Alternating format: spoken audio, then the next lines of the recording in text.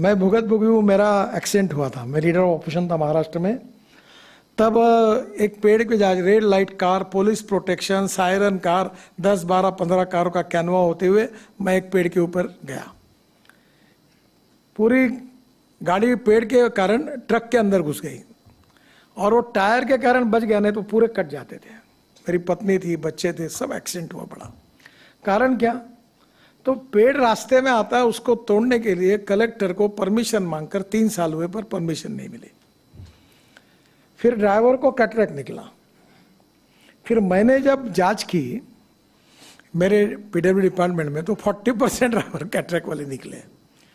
फिर एक मुख्यमंत्री का गाड़ी का ड्राइवर अनेक सालों से गाड़ी चला रहा था, वो अंधा निकला।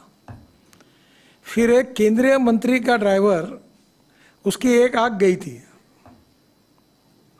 यानी हमारे देश में मेरे समझ में नहीं आता कि इतने सीरियस इश्यू पर कितनी उदासीनता है। और ये मेरे बोलना लोगों के सामने मुझे अच्छा नहीं लगता। और इसलिए स्वाभाविक रूप से फिर कैंप शुरू हुए कैटरेक्ट चेक करने के। टोल नाके पर कैटरेक्ट चेक किया, चश्मे देने की बात हुई। अब हमने ड्राइवर के लिए एसी कैबिन लाई। मुझे लगता है कि ये इशू शायद हमारी एक कमी होगी कि इसका जो महत्व है लोगों की जान बचाने का, शायद लोगों को समझाने में हम कम पड़े होंगे। और इसलिए ये अवेयरनेस और तैयार करना होगा। कानून के प्रति डर भी नहीं और सम्मान भी नहीं।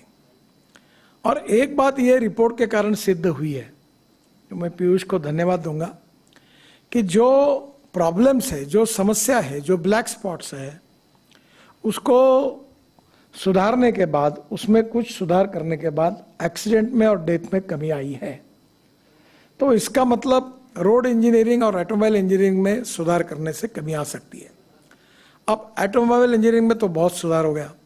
सब लोगों ने 6 एयरबैग लगाना भी शुरू कर दिया है। अभी स्टार रेटिंग भी हुआ है।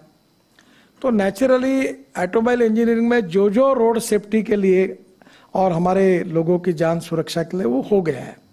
और अगर कोई सुझाव आएगा तो करेंगे। ट्रक और बसेस में भी बस का कोड था। कोई भी हथौड़ा लेके बस में बैठता था और रोड पर बस बॉडी बनाता था। 6 बार 7 बार मैंने उनको टाइम दिया। अभी हमारे यहाँ समृद्धि महामार्ग पर एक बस आई, जल गई, 50 लोग मर गए। उस दिन मैं इतना गुस्सा हो गया, मैंने बोला सेक्रेटरी जी को कि ये खत्म करो इसको।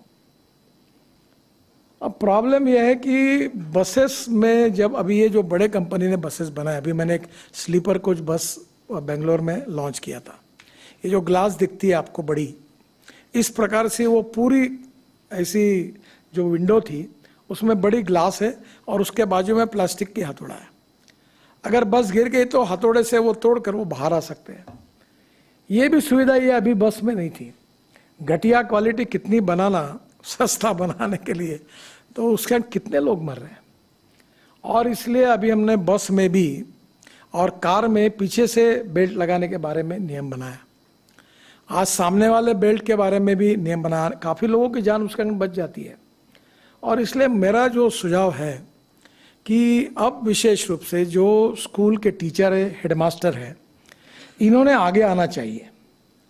उनके स्कूल में रोड सेफ्टी की प्रतिज्ञा लेनी चाहिए।